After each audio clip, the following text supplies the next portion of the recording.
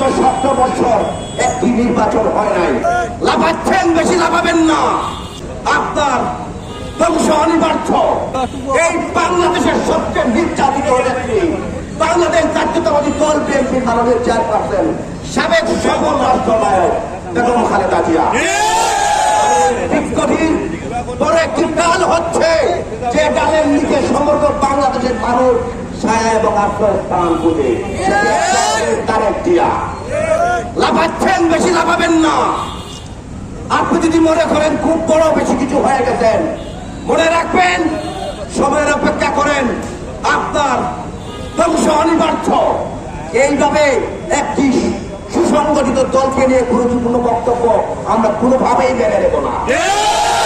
আমরা চাই এই দেশে বিগত 17 বছর একটি নির্বাচন হয় নাই। এই দেশের জনগণ একটি অবাধ সুষ্ঠু নিরপেক্ষ নির্বাচনের জন্য অপেক্ষায় রয়েছে। সরকারের কাছে দাবি থাকবে অতি শিগগির এই দেশে একটি নির্বাচন দিয়ে এই দেশকে শান্তিপ্রিয় করে তুলবেন। আর যারা তারেকুর রহমান সম্পর্কে গুরুত্বপূর্ণ বক্তব্য দিয়ে যাচ্ছেন, আপনাদেরকে আমরা হুঁশিয়ারি করে দিতে চাই, এই দেশের জনগণের জনতার জনপ্রিয় নেতা হচ্ছে তারেক রহমান। গুরুত্বপূর্ণ বক্তব্য রাখলে আমরা কিন্তু সহ্য করবো না, হাত ভেঙে যাবে। আর আমাদের সুখের সামনে এক মিনিটও দাঁড়ানোর ক্ষমতা।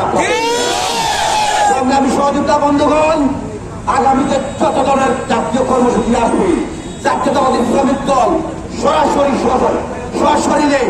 সকল আন্দোলন সংগ্রামকে সফল করবে।